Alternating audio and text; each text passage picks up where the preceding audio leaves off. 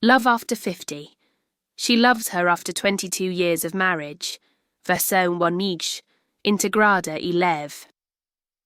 I was 54 years old when I finally understood what it meant to be seen. Not noticed. Seen.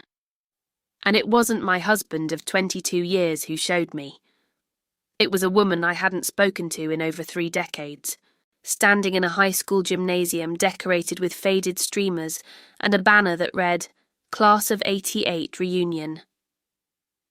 Her name was Lisa, and the moment our eyes met across that room, I knew my life would never be the same. My marriage to Richard wasn't bad. That's what I told myself for over 2 decades.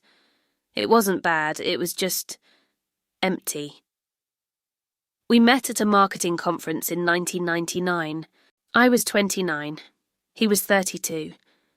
He wore pressed khakis and a blue Oxford shirt, and when he introduced himself, his handshake was firm and professional.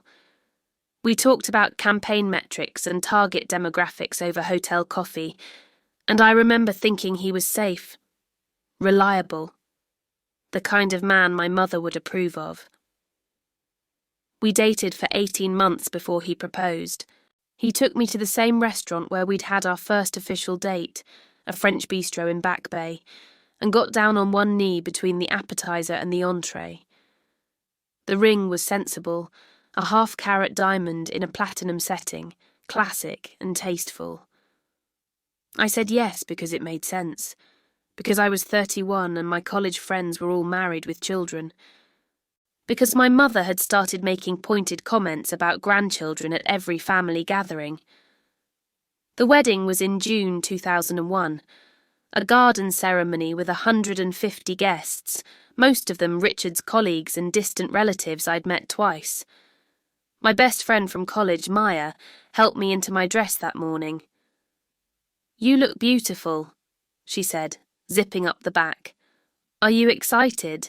I remember looking at myself in the mirror, the white silk, the veil, the carefully applied makeup, and feeling nothing.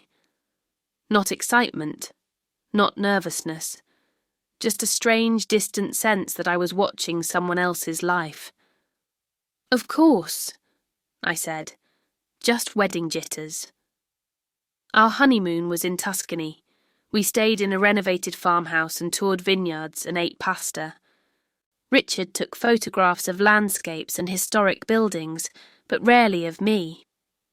At night, we would lie together in the dark, and even when we reached for each other, it felt careful, like something we did because it belonged in the story of marriage, not because we were hungry for it.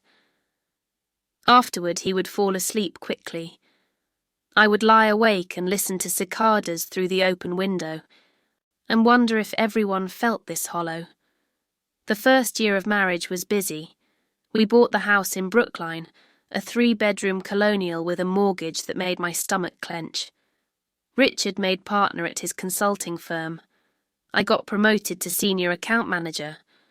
We hosted dinner parties where I learned to make coq au vin and crème brûlée, where Richard would put his hand on my lower back and introduce me as my wife Claire, and our guests would smile and say how lucky we were to have found each other. In private, we were polite strangers. "How was your day?" he'd ask over dinner. "Fine. Yours?" "Busy. The Henderson account is demanding revisions." "That's frustrating." "It's handled." And that would be the extent of our conversation. We'd eat in silence, Richard reading industry newsletters on his iPad, me pushing food around my plate and wondering if this was all there was. Even intimacy began to feel like a routine we maintained. It happened mostly on Saturday nights, usually after he'd had 2 glasses of scotch. He'd give me a certain look, eyebrows slightly raised, a small nod toward the stairs, and I'd know it was time. We'd brush our teeth, undress in our separate closets, and meet in bed. He'd touch me in familiar places, kiss my neck in familiar ways, and everything would proceed with the same steady predictability. Afterward, he'd say, "That was nice," kiss my forehead and roll over to sleep. I never felt truly claimed. Not by his hands, not by his eyes, not by his attention. I spent years believing that was my fault. I never had the kind of release other women described in magazines, that rush of pleasure, that sense of being fully alive. I didn't fake it. I didn't even know how. I simply waited, quietly, and afterward I would sit alone with the water running in the bathroom, trying to understand why my body felt like a locked door. I thought there was something wrong with me, that I was broken, that maybe I was just not very sexual. It never occurred to me that I was simply with the wrong person, the wrong life, the wrong gender. We tried for a baby for 3 years. It became another scheduled activity, like everything else, but with the added pressure of charts and thermometers and carefully timed hope. Month after month, the pregnancy tests came back negative. Month after month, I'd lock myself in the bathroom and cry, while Richard knocked softly and said, "It'll happen next time." After 3 years, the fertility specialist suggested IVF. I sat in her office, looking at pamphlets about success rates and hormone protocols, and felt a wave of exhaustion so profound I could barely breathe. "I don't want to do this," I told Richard that night. He looked up from his laptop, genuinely surprised. "What do you mean?" "The IVF, the hormones, the procedures, all of it. I can't." "But we agreed." "You agreed," I said, my voice sharper than I intended. "You decided we should have children because that's what people do. But did you ever ask me if I actually wanted them?" He stared at me for a long moment. "Do you?" I didn't answer, because the truth was I didn't know. I'd spent so long doing what I was supposed to do, the right job, the right husband, the right house, that I'd forgotten how to know what I actually wanted. We stopped trying after that. Richard threw himself into work even more, travelling constantly. I threw myself into mine, volunteering for the most demanding clients, staying late at the office because going home to that empty house felt like suffocating. The years blurred together. 40 became 45, became 50. My mother died of breast cancer when I was 48. At the funeral, Richard stood next to me, his hand on my shoulder, and I felt nothing, not even grief, just a vast, echoing emptiness. Maya cornered me afterward at the reception. "Are you okay?" she asked, her voice low. "I'm fine." "Claire, you just lost your mother. You don't have to be fine." I looked at her, this woman who'd known me since college, who'd been my maid of honour, who'd held my hair back when I got food poisoning sophomore year, and I almost told her, almost said, "I don't think I've been okay in 20 years. But Richard appeared with a plate of finger sandwiches, and the moment passed. By the time I turned 54, I had perfected the art of going through the motions. I smiled at dinner parties. I laughed at Richard's colleagues' jokes. I bought expensive wine and fresh flowers, and pretended that my beautiful house with its beautiful things made me happy. And then the reunion invitation arrived. The envelope was cream-coloured, the return address embossed with my high school's logo. Brookfield High School class of 1988, 35th reunion. I was about to throw it away when Richard walked into the kitchen. "What's that?" "High school reunion." "You should go," he said, pouring coffee. "When's the last time you saw those people?" "Graduation." "Exactly. It might be good for you. You've been working too hard." I almost laughed. Working too hard. As if that was the problem. But something made me RSVP yes. Maybe it was curiosity. Maybe it was boredom. Maybe some part of me knew I needed to do something. Anything. Different. The reunion was on a Saturday in early June. I spent an hour trying on dresses, settling finally on a navy shift dress that Richard had complimented once 3 years ago. I did my makeup carefully, trying to hide the lines around my eyes, the grey in my hair that no amount of expensive dye could fully erase. Richard barely looked up when I came downstairs. "Have fun," he said, eyes on his iPad. "Don't stay out too late." The high school gymnasium looked smaller than I remembered. Everything does when you go back. There were clusters of people I vaguely recognised, heavier, greyer, louder. A table with name tags and a cash bar serving cheap wine in plastic cups. A DJ playing hits from the 80s, the same songs we'd danced to at prom. I grabbed a glass of wine and tried to look approachable while secretly planning my escape. I'd stay an hour, I decided. Make small talk with whoever recognised me, then drive home and tell Richard it was nice. And then I saw her, Lisa Chen, except the name tag said Lisa Morrison now. She was standing near the bleachers, talking to someone I didn't recognise. She'd cut her hair. It was shorter now, a pixie cut with silver streaking through the black. She wore dark jeans and a white button-down shirt with the sleeves rolled up. And even from across the room, she radiated a confidence I'd never possessed. We'd been close in high school, best friends even, lab partners in chemistry, where we'd giggled over Bunsen burners and failed to take anything seriously. We'd spent countless nights at her house or mine, talking about everything, boys, college, our dreams of getting out of our small Massachusetts town and doing something important. I'd had a crush on her. I can admit that now, 35 years later. I'd thought it was admiration, wanting to be close to her. But I remembered the way my heart would race when she leaned close to explain a homework problem. The way I'd memorised the smell of her shampoo. The way I'd felt crushed when she started dating Mark Reynolds' senior year. After graduation, we promised to stay in touch. We didn't. Now she turned, scanning the crowd, and our eyes met. Her face lit up.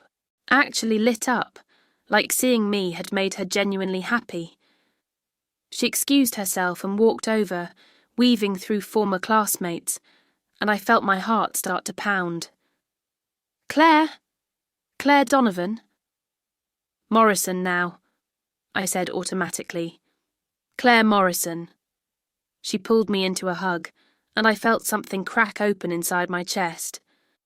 She smelled like cedar and something citrusy, not heavy perfume, something clean and real.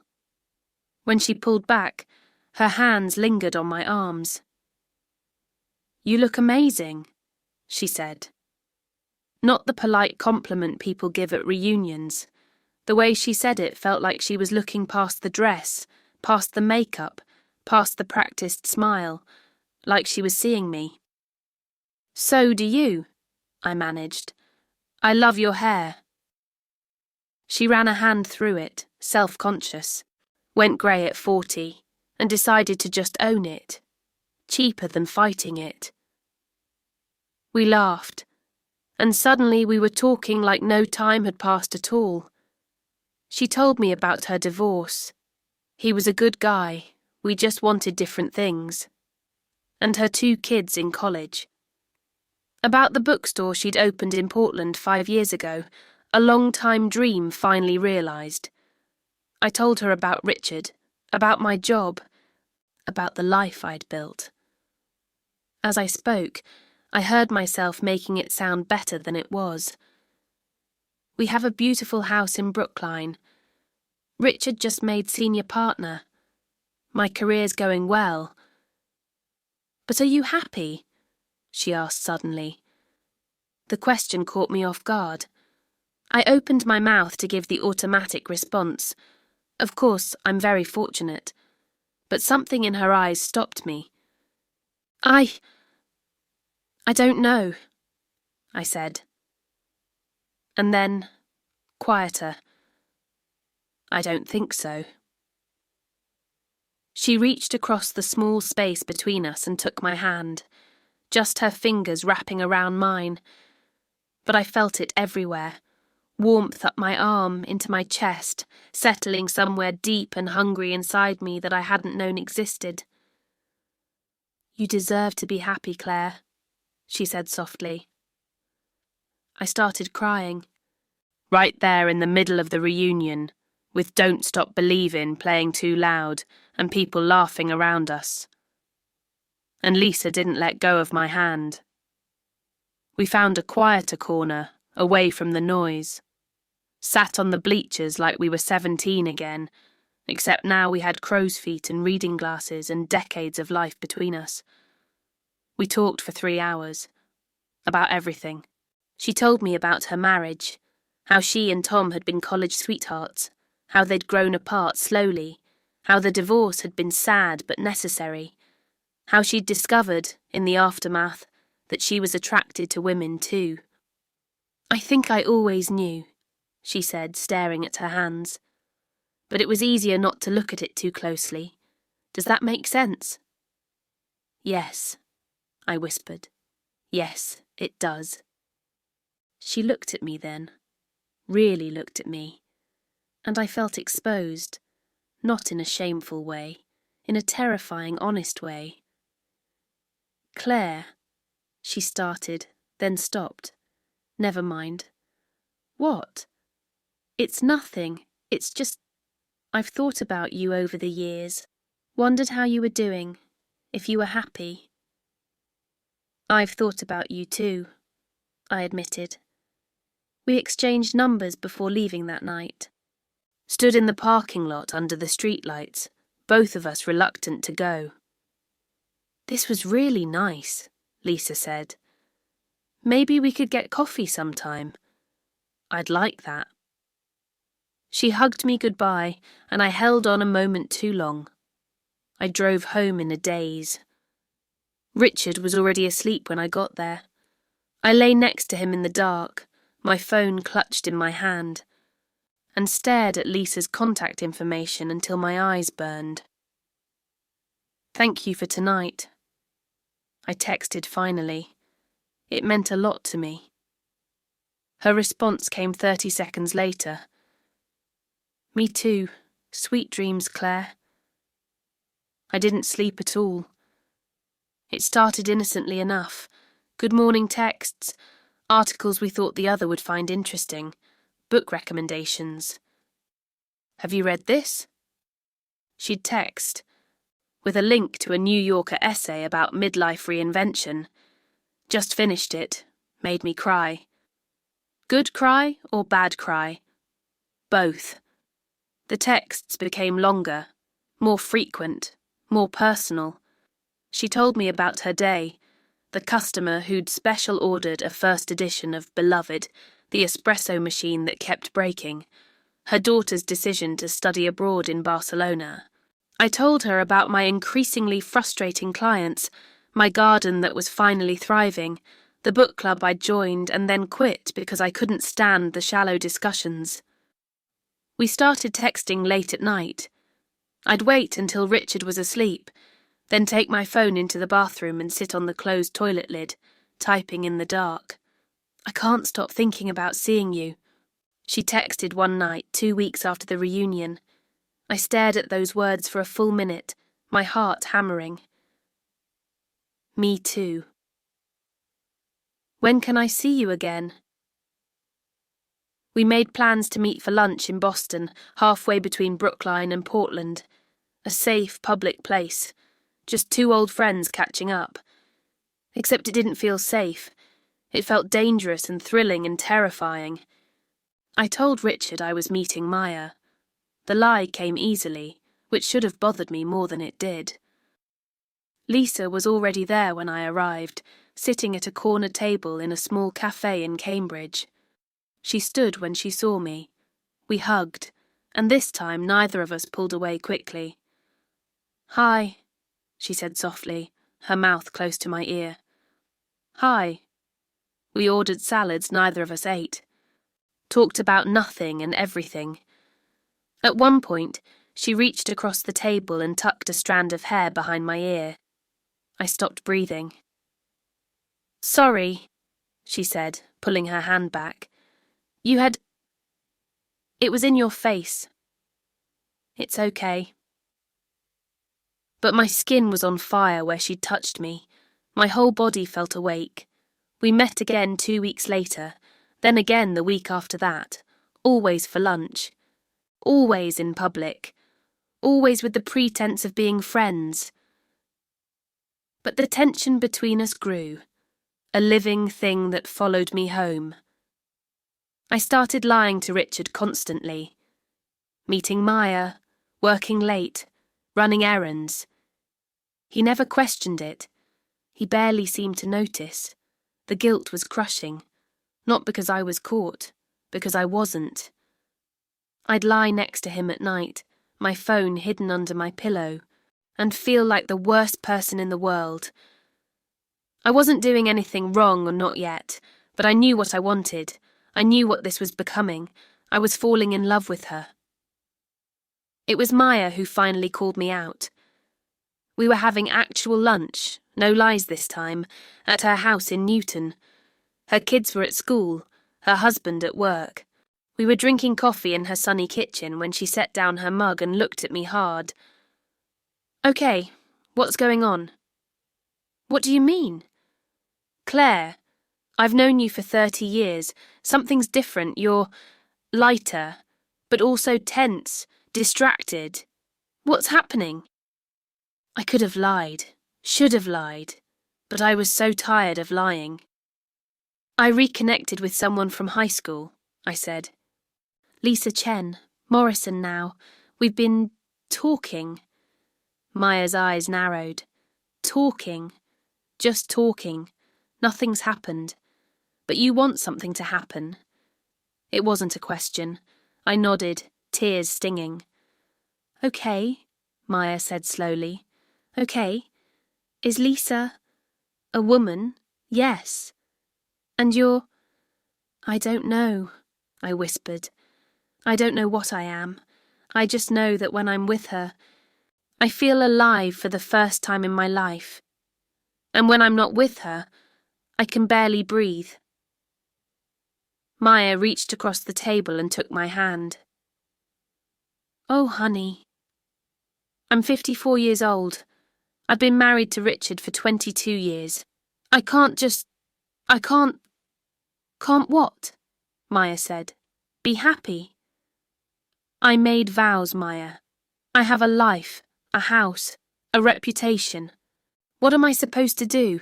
Blow it all up because I have a crush on my high school friend? Is it just a crush?" I thought about Lisa's laugh, the way she looked at me like I mattered, the way my body woke up when she touched my arm. "No," I admitted. "It's not just a crush." "Then you need to figure out what you're going to do about it," Maya said, "because you can't keep living like this. It's not fair to Richard, and it's not fair to you." Lisa invited me to Portland a week later.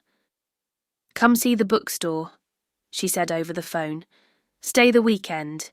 We can actually spend time together without worrying about who might see us." I knew it was a terrible idea. I knew exactly what could happen if I went. But I said yes anyway. I told Richard it was a work conference. A 3-day seminar on digital marketing strategies. He barely looked up from his tablet. "Have a good trip," he said. "Bring me back some of those artisan chocolates if you get a chance." I packed my bag feeling like a criminal. Nice clothes, a sweater for the ocean air. And, almost without thinking, the kind of underwear you buy when you want to feel like someone might actually look at you. I told myself I was just being prepared, that nothing would happen. I was lying to myself. The drive to Portland took 6 hours. 6 hours to turn around. 6 hours to change my mind. 6 hours to preserve my safe, empty life. But I kept driving, my hands tight on the steering wheel, my heart hammering louder with every mile. Lisa's bookstore was on a corner in the Pearl District, a renovated warehouse with exposed brick and tall windows. Morrison's books, in elegant script across the storefront. Inside, shelves crammed with books, mismatched armchairs, plants everywhere. A little coffee bar in the corner. A section devoted entirely to LGBTQ+ literature. Pride flags hanging from the ceiling. A poster for an upcoming author reading. She was waiting outside when I pulled up, and the smile on her face when she saw me made every mile worth it. "You came," she said, like she'd been afraid I wouldn't. "I came." She showed me around the store first. It was beautiful, cozy and cluttered in the best way. "This is amazing, Lisa." "It's my whole life," she said softly. "Well, most of it." We had dinner at a small Italian place around the corner. Drank too much wine. Talked about everything except what we both knew was sitting between us. Walking back to her apartment above the bookstore, she took my hand. And this time, I didn't let go. Her apartment was small and warm, filled with books and plants and soft light. We sat on her couch with the pretense of having more wine, but neither of us drank. We just sat there, close enough that I could feel the heat of her body. The air between us felt charged, not vulgar, not rushed, just honest. "Claire," she said finally, her voice soft. "I need to tell you something." "Okay." "I'm in love with you," she said. "I think I've been in love with you since high school, and seeing you again." She stopped, took a shaky breath. "I know you're married. I know this is complicated, but I can't keep pretending." I couldn't speak, couldn't breathe. "You don't have to say anything," she continued quickly. "I just needed you to know. And if you want to leave, if this is too much, I understand. We can go back to being friends, or we can—" I kissed her. It wasn't planned. It wasn't calculated. It just happened, like my body had been waiting decades for permission. Her lips were warm and soft, and in that first second, I felt something in me unclench. Her hand came up to cup my face, and I exhaled a breath I didn't know I'd been holding my whole life. She pulled back just a little, her eyes searching mine. "Is this okay?" she whispered. I couldn't find words.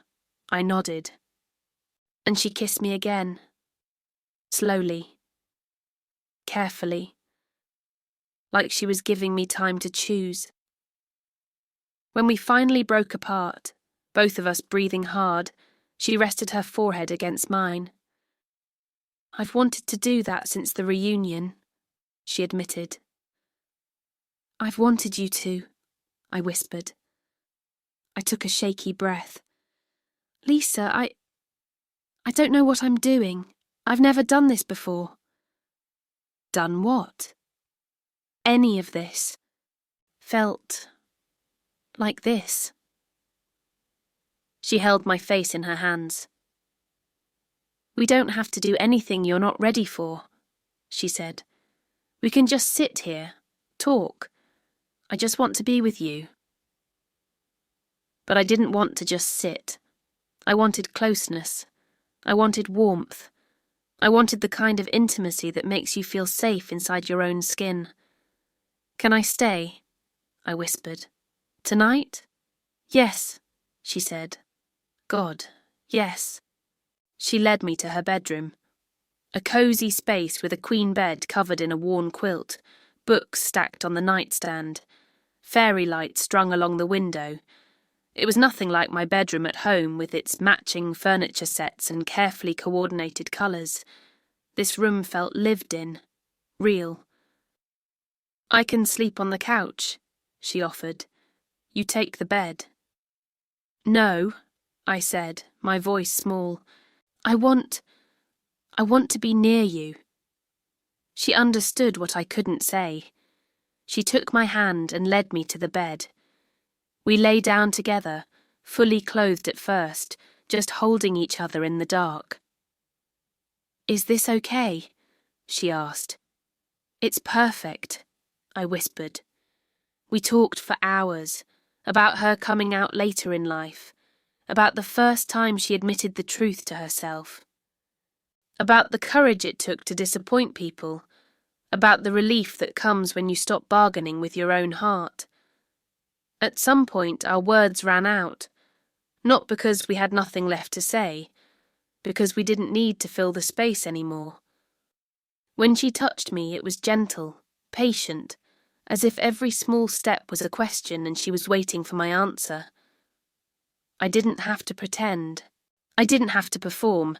I just had to be there. And for the first time, my body responded not with shame, but with recognition, like it was saying, "Yes, this is what you've been missing." Later, when the release finally came, it startled me, not just in my body, in my chest. I cried, not from pain, not from embarrassment, but from something that felt like grief leaving. "Did I hurt you?" she asked, alarmed. "No," I whispered. "No, you were. I didn't know it could be like this." She kissed my forehead. "Then we have time," she said softly. "We have so much time." That night, we didn't rush anything. We learned each other slowly, through touch, through pauses, through quiet laughter, through the kind of closeness that makes you feel held and undone at the same time. By morning, I was exhausted and exhilarated and completely terrified, because I couldn't go back. Not really. Not after feeling alive. I stayed in Portland for 3 days. We barely left the apartment. We talked, ate when we remembered, laughed in the middle of serious conversations, and in the quiet spaces between words we got closer, like two people finally letting life happen. She showed me what it meant to be seen, to be cherished, to be wanted for who I was, not who I had tried to be. On the third morning, sunlight spilling through the windows, I said, "I have to go home." "I know," she said. "I have to tell Richard." She was quiet for a long moment. "Are you sure? I can't keep lying to him. It's not fair." She kissed my shoulder. "I'll support whatever you decide," she said, "but you don't owe me anything. If you want to try to fix your marriage, if you want to—" "I don't want to fix my marriage," I said, surprised by how steady my voice was. "I want the truth. I want this. I want you." She looked at me like she'd been afraid to hope. "Then I'm here," she said, "for as long as you want me. Forever," I whispered. "I want you forever." Lisa kissed me goodbye at her door, soft and sweet and sad. "Call me when you get there," she said. "Let me know you're okay." "I will." The drive back felt endless and too short. I rehearsed what I would say to Richard 100 different ways. "I'm not happy. I met someone. I think I've been living wrong." None of it felt big enough. Richard was in his study when I got home. He looked up, gave me that pleasant, absent smile. "Hey, how was the conference?" "Richard, we need to talk." Something in my voice registered. He closed his laptop. I sat down across from him, my heart pounding. "I wasn't at a conference," I started. His expression didn't change. "Okay." "I was in Portland, with Lisa Morrison. Do you remember me mentioning her? From the reunion?" "Vaguely." I swallowed. "I've been seeing her. We're more than friends." He was quiet. Then, "How long?" "Since the reunion. About 6 weeks. He nodded slowly. Are you in love with her? Yes. And do you want a divorce? The word hung between us. Sharp. Final. Yes, I whispered. I do. He nodded again, like I'd confirmed something he already knew. Okay. That's it? I heard my own voice rise. That's all you have to say? What would you like me to say, Claire? I don't know. Something. Anything. I just told you I betrayed you. He leaned back, studying me. Honestly? He said. I'm not surprised. What? I knew you weren't happy. I've known for years. I didn't know how to fix it, and I don't think I've been happy either. I stared at him, the man I'd lived with for 22 years, and realised I barely knew him. Why didn't you say anything? I asked. Why didn't you? He countered, not cruelly, just honestly. We've been going through the motions for so long, I forgot what the alternative looked like. We sat in silence. Then he said, I don't hate you for this. I'm not even angry, I'm just sad. Sad that we wasted so much time pretending.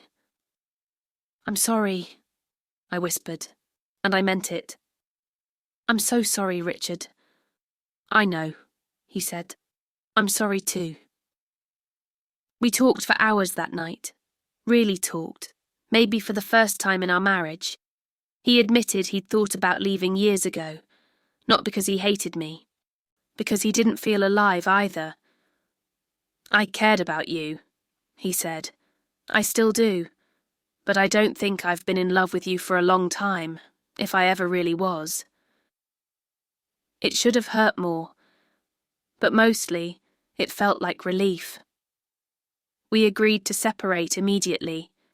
Use a mediator, keep it amicable, split everything fairly. What will you tell people? I asked.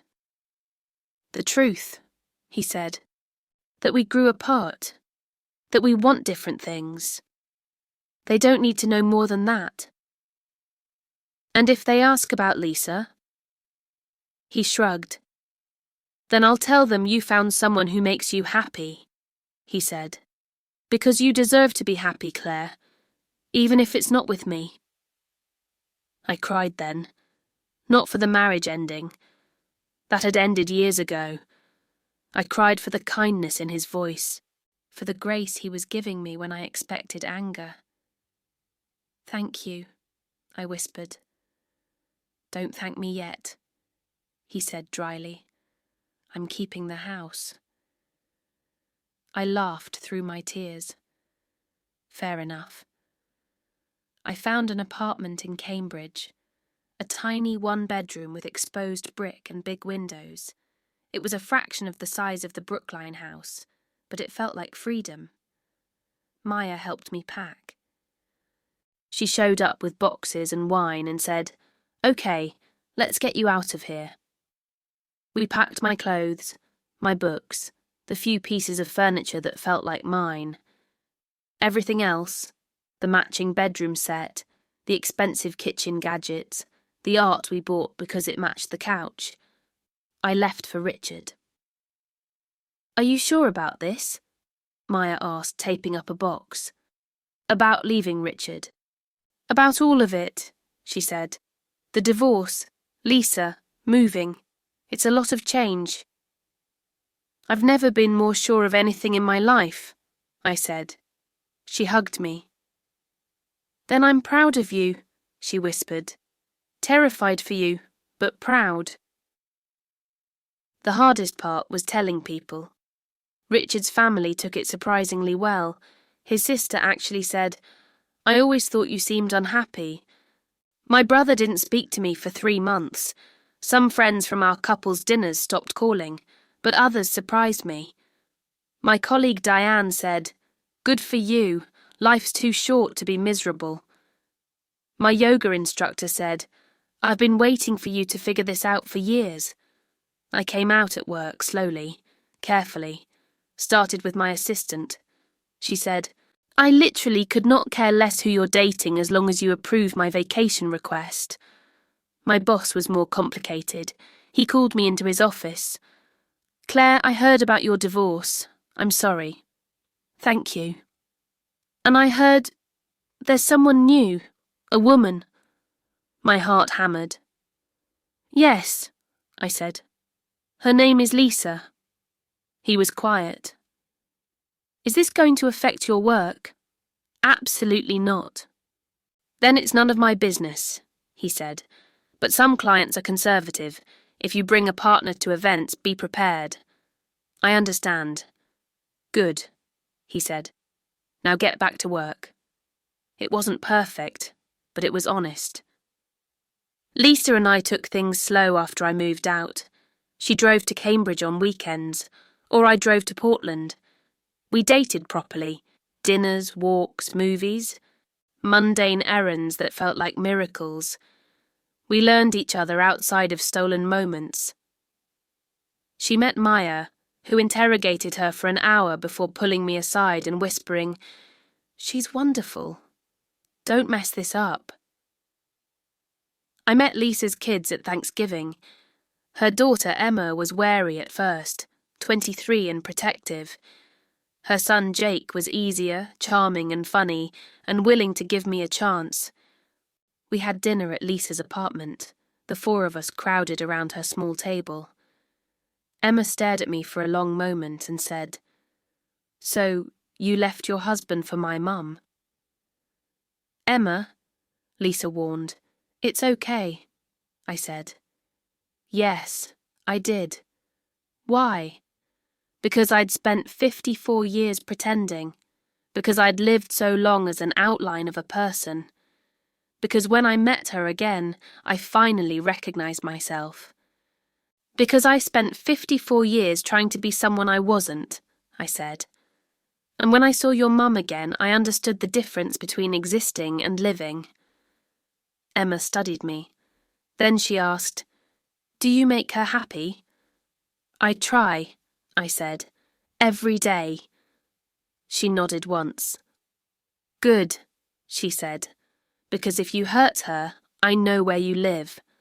Jake laughed. Lisa rolled her eyes. And for the first time in months, I felt like I was sitting at a table where my presence wasn't a performance. By December, Lisa asked me to move to Portland. "I know it's a big ask," she said. "You'd have to leave your job, your friends, your whole life. But I want to wake up next to you every morning. I want to build a life with you, not just see you on weekends." I didn't hesitate. "Yes," I said. She blinked. "Yes?" "Yes," I repeated. "Wherever you are, that's home." Moving to Portland was terrifying and exhilarating. I found a job at a smaller marketing firm, took a pay cut, didn't care. Lisa and I rented a bigger apartment together, 2 bedrooms, so her kids would have space when they visited. We went to Pride together in June, our first as a couple. I wore a shirt that said "Never Too Late." Lisa held my hand the entire time. I cried when I saw other women my age, other couples who'd rebuilt their lives after 50. "You okay?" Lisa asked. "I'm perfect," I whispered. We joined a book club for LGBTQ+ women over 50, made friends who understood what it meant to come out late, to rebuild from scratch. I felt less alone. Our intimacy changed too, not into something louder, into something truer. I got braver, more honest. We learned what made the other soften, relax, laugh. It became less about urgency and more about belonging. One night, 6 months after I moved in, Lisa said, "I want to marry you." "What?"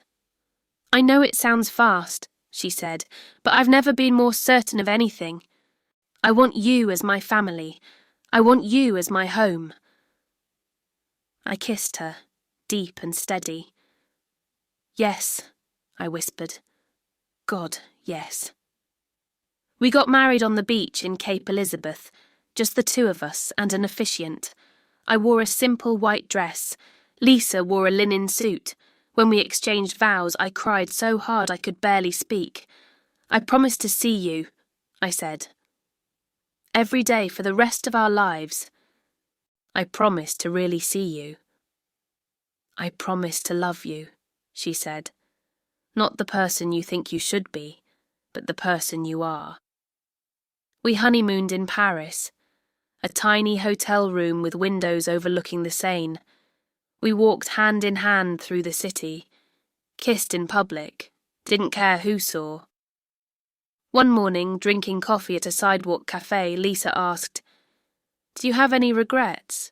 I thought about it, about the 22 years with Richard, the life I left behind, the time I lost, and I realised something surprising. No, I said. Those years taught me the difference between surviving and living. They made me brave enough to choose myself. I love you, she said. I love you too, I answered. I'm 56 now.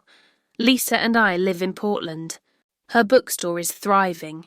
I've built a new career, new friends, a new life. Some mornings I wake up before her and watch the sunrise paint her face gold, and I still can't quite believe this is real. That I get to have this. That I finally know what it means to be seen. People ask me if I regret the years I lost. 22 years with the wrong person, half a lifetime spent living a lie. But I don't think of it that way. Those years taught me what I didn't want. They taught me the difference between existing and living. They made me brave enough, finally, to choose myself. I was 54 when I fell in love for the first time. Some people might think that's tragic. I think it's a miracle.